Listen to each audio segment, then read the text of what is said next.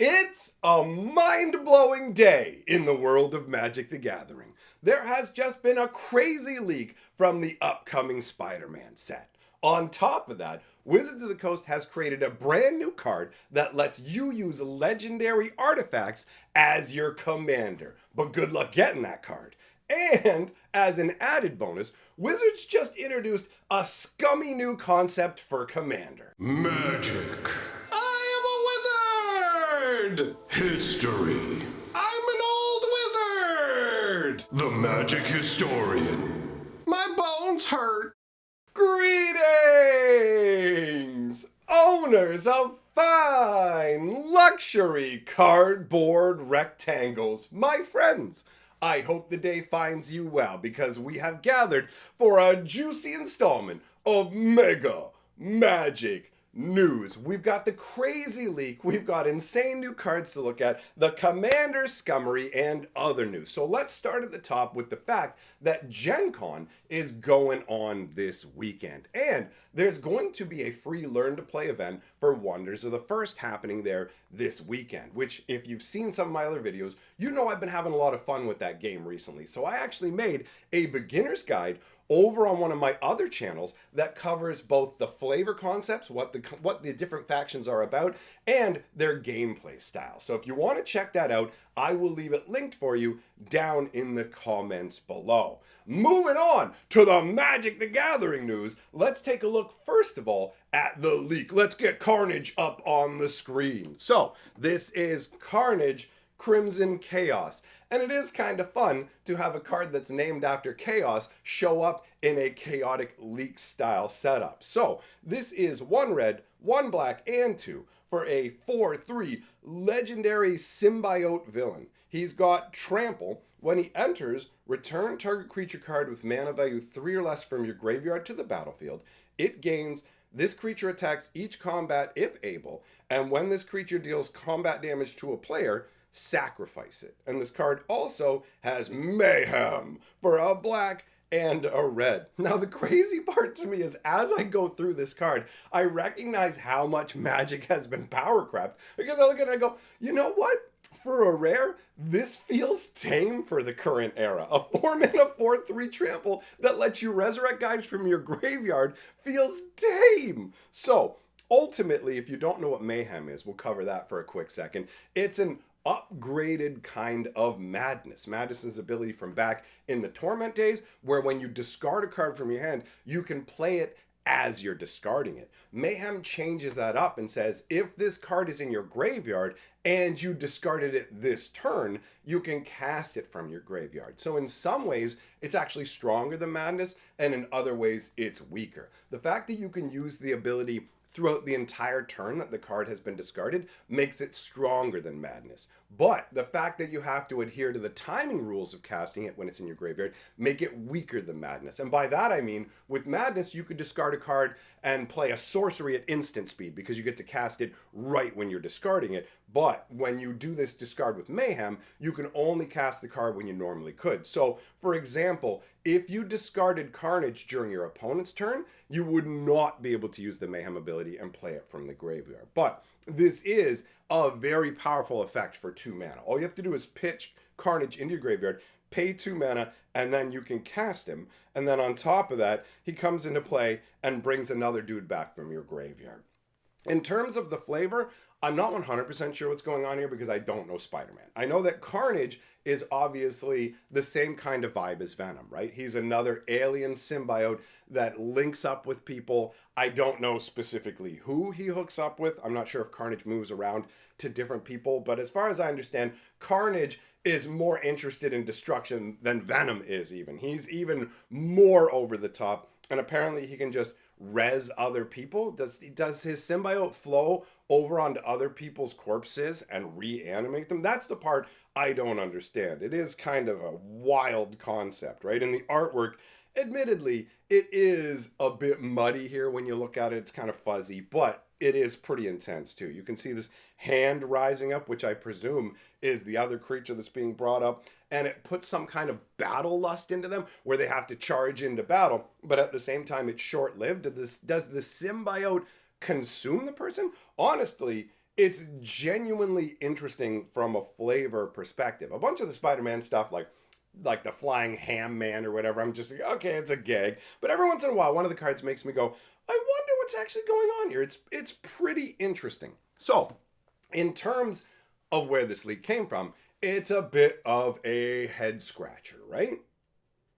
Because this is a promo that was accidentally sent out instead of the Edge of Eternity's promos. But the whole promo situation with Edge of Eternity's is really weird, because what I've been told by game store owners is that Wizards of the Coast is like, we're not sending out any more promos for the rest of the year. So you've just got to make the promos that we've sent you last. Oh, by the way, oops, we accidentally only sent you half the promos, and the others will show up at some point. So the situation with the promos is pretty muddy. Ultimately, that's what's going on with Wizards overall, right? They're scrambling to do a million different things. So it looks like this leak was an accidental leak by Wizards. I mean, if you want to be really cynical, you could turn around and say, was it accidental? Are they actually trying to juice the excitement for Spider-Man more?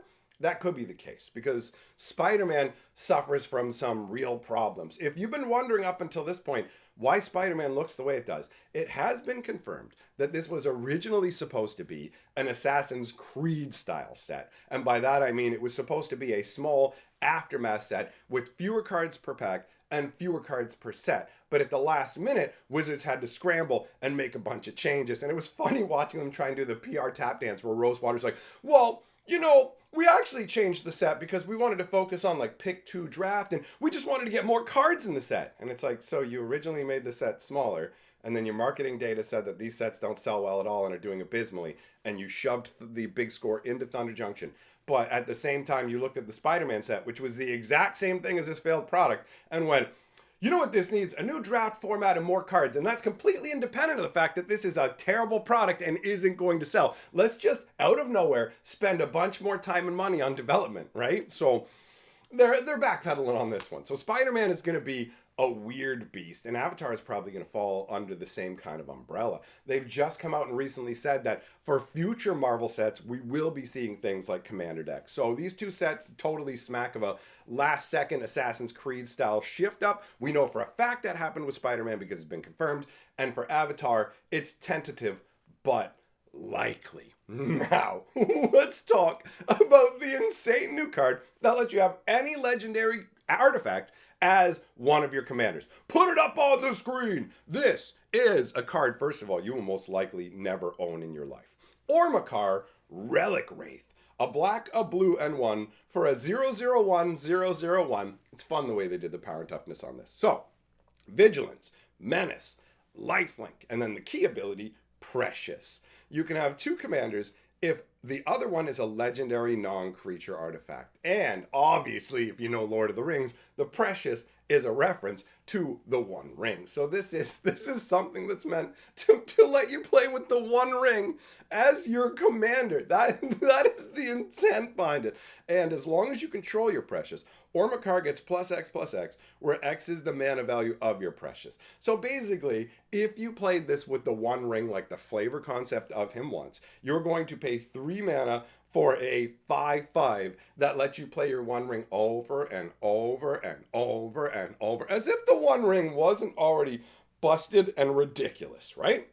Obviously, this thing fires up your imagination with the hundreds of other legendary artifacts that exist in the game. Oh my god. It just clicked into my head, bro. Mindslaver. You can use this to make Mindslaver your commander. Mindslaver lets you take over your opponent. It's 6 up it out, 4 tap, sack it. You control player during the next turn. You can literally just be like, hey, guess what? I mean, it's a good thing it's a commander game because you're playing with 4 people.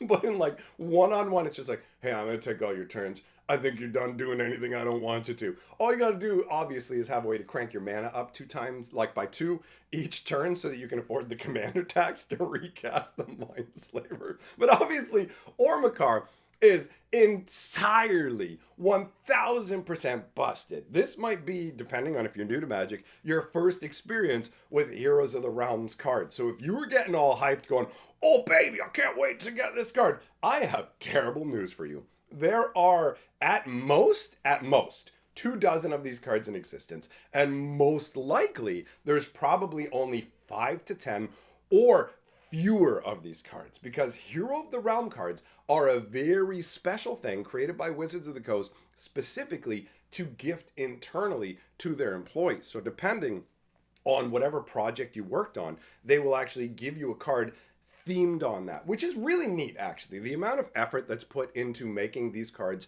fit the proper theme. Obviously, this one screams Lord of the Rings, right? So I do have to say, I actually really like the Heroes of the Realm conceptually, but it ultimately leads to a card that you just can't own. You're definitely just going to have to go proxy. You know what I mean? Unless you can find one for sale for tens of thousands of dollars. And each one actually has the employee's name stamped on it. So each individual card has the person who owned that card's name on it, which makes each one of these singularly unique as well. It's absolutely wild. So the next item that I want to talk about on the list is Spider-Man action fingers that come with action fingers. I got an action finger for you, Wizards. Action figures that come with an exclusive Magic card. So I'm just going to put one up on the screen for you as an example. This is the Spectacular Spider-Man, where he couldn't afford to replace the arm on his little outfit there, so he's got one of his Beef Boy arms sticking out. You can see the actual figure. You can see the card that comes along with it. Now, bear in mind that while I said exclusive, that just means it has a particular treatment or artwork style to it, not that you can't get these cards any other way. So they are not selling like these action figures with this card and say this is the only way you can get it. But don't take that off the table for the future. This is Wizards of the Coast, and they might turn around and go, what if we these figures sold all right? What if we actually put like unique cards you could only get that way in there and see what happens? So that totally is the kind of stuff that I see Wizards of the Coast doing. Now, let's talk for a quick second about the continued failure of Edge of Eternities, this time from a digital perspective. Magic Arena had the worst release in recent history. I don't know how far you'd have to go back to actually find such a big debacle, and I'm glad I took a break from Arena recently because I would have been tweaking, bro. You literally had the release of Edge of Eternities come along, and everything crashed for up to 6 to 8 hours. Not just, oh, things aren't working, whatever. People literally couldn't even log into play on release day. And this is mind-boggling because they recently changed their concept in terms of bringing all of the card data in and getting stuff ready for the next set. Before, what they would do is a massive update the day of release. So you're trying to load up the game? Good luck, buddy. You got 4 gigs to download. I hope you ain't playing this on mobile because we're about to eat all your data, right? So that's how it used to be. And then they changed it and said, what if we preload everything and then we can get it all in there and it's ready to go. And the day of, we only need a little update at most, right? So this is them getting things ready a week in advance. And man, did they blow it on a massive level. Wizards of the Coast doesn't have enough manpower to do what they need to do. The mistakes they make keep piling up. Did you know that they actually screwed up the UPC codes on the commander decks? Did you know that? The commander decks actually have the UPC codes for collector boosters. So every LGS or store that gets those literally scans the code. It's going to come through as collector boosters. The stores had to go and print out an extra, which was like, here you go, print this sheet out. Here's the actual barcode we were supposed to give you. They literally can't keep up with what they're doing. Probably because they're sitting there trying to figure out, how do we squeeze our customers even more? And guess what? They came up with a brand new way. If you thought to yourself, man, you remember the old video game era where you could just buy games and you'd get the whole game and like everything was there? I hated that. I love how they carve parts out of the game now and give you things that are incomplete in an attempt to squeeze more money out of you. I wonder where I'm going with this. I wonder if Wizards of the Coast is essentially introducing a DLC concept to commander decks and at the same time hosing LGSs on a massive level. Wizards of the Coast can't make up their minds what they're doing. Do you want to have a judge program and bring back competitive play? Do you want to have that? Do you want to have LGSs? Why? You know what? Probably before I get into that rant, I should actually explain to you guys what's going on. So, Wizards of the Coast just introduced a new series, new series of secret layers that are specifically tuned in to the commander decks that come out with any particular set. So for example, the Edge of Eternities decks that have just come out recently, they have secret layers specifically attached to those. And by attached, I don't mean you get to get them included when you buy the actual commander deck. This is Wizards taking it to the next level of sorry guys, I really care about LGSs because I grew up like through them, and every time I go to a new city I check out LGSs, and stuff that mess with them really bother me because Wizards of the Coast is just, the stuff they do hoses LGSs. They got rid of MSRP to hose LGSs, and then they brought it back to hose LGSs. It wasn't to help them. Anyhow, let's not get off course here. So here's how it's going to go. From now on, they're going to release a secret layer alongside with each commander deck. But here's the thing. You can buy the commander deck too from Wizards of the Coast at the same time. So you can buy the commander deck plus the upgrade pack. It's a secret layer of cards that would be great in this deck. So you built the deck with these cards in it, took them out to make people pay more, and shoved in some extra garbage. That's absolutely the case. 100%. This is just Wizards going, how do we milk commander players harder? And it goes like this. If the next set is coming out, and you know secret layers are going to come along with those commander decks, are you going to go to the LGS? Are you going to buy your commander decks? Probably not. You're going to sit back and go, whoa, whoa, whoa. Let's see what the secret layer is, and then I can get that and the commander deck at the same time. So Wizards is just cutting the legs out from under LGS, is going, buy from us direct. Wizards actually used to have a buy from us direct program. You know who it was for? LGSs who couldn't get stuff from the distributors. Once upon a time, Wizards seemed to care about local game stores and treated them properly. In fact, they created the From the Vault series as a reward for game stores. And it was actually a really, really solid product. But we've reached the point now where Wizards is just like, okay, make a commander deck, take the best stuff out of it. You know what? This deck would be awesome with the Crucible of Worlds. But take the Crucible of Worlds out of it, put it in this side product with a special treatment, and we'll sell it to these chumps. Oh, also, let's charge double for the foils.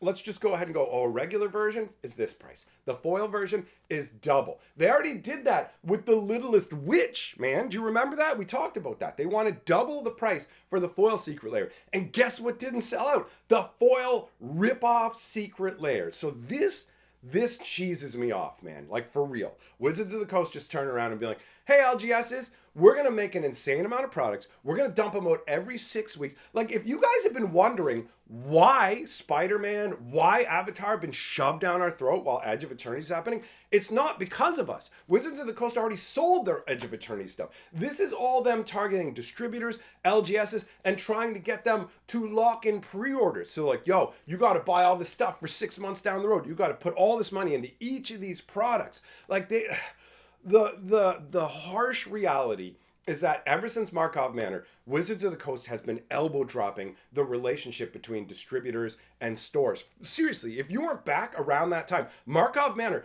fractured the relationship between LGS and distributors, where distributors were, before they were like, we'll take product back. Wizards made product that was so bad that distributors were like, no, we won't touch it. Stores are stuck with fire sailing it. It literally started to obliterate Thunder Junction sales. It's just been this like knock-on effect. And I started to think that Wizards had eased off. I saw the creation of the Judge program and I went, okay, Wizards of the Coast is going, you know what? It actually matters to have competitive environments. It actually matters to support the LGSs. And then they turn around and go, oh, by the way, Commander's the most important thing to us in the game. And now we're going to undercut LGSs for it. The standard products that we've been making are questionable, insanely overpriced. Commander decks are what people want to buy. So why don't we just go ahead and yank those away from LGSs? And we're going to end up like a year and a half from now, 2 years down the road, whatever it is, where Wizards is going to do the exact same thing they did when they messed up Standard and screwed things up and went, why isn't everybody still buying boxes and going to stores? Oh, well, Standard's 3 years now, and now we all have to suffer for it because they had more product to sell. They're going to look later down the road and go, how come more LGSs aren't carrying our products anymore? I mean, we're just trying to undercut them for profit at any moment. You got to stay in and pay these crazy prices. We got to get money for shareholders. You got to pay these high prices, and we want to sell the products. And like, they've stated this as an ongoing thing. This isn't a one-off where they just said, hey, this will be a fun little bonus. They're establishing this as the status quo going forward. So everybody's going to they're going to become aware of it, and it's just going to cut LGSs down more and more. And I'm watching more and more LGSs crumble and fail as the days go by. And maybe I'm a magical dinosaur. Maybe I've been around for too long and things do change. But guess what? Some changes aren't for the best and don't affect the game long term in a good way for the game's health. But I'll end up ranting about that forever if I don't stop. So let's cut it off here since I've covered all the news and I'm starting to get heated, all right? I did a bunch of ranting last night about Happy Gilmore 2. I watched that movie and it is dreadful. So over on my live stream channel, last night I was ranting my brains off about it. And I'll probably be over there today too if you want to come by and hang out. But first, make sure you go and check out that orbital guide for Wonders of the First that I uploaded over on my other channel so you can check out this new card game I've been vibing with. Thanks for coming by, my friends. I will see you all in the next video. A big shout out to my channel members and patrons. You guys rule. And I will see you all, my friends, in the next video.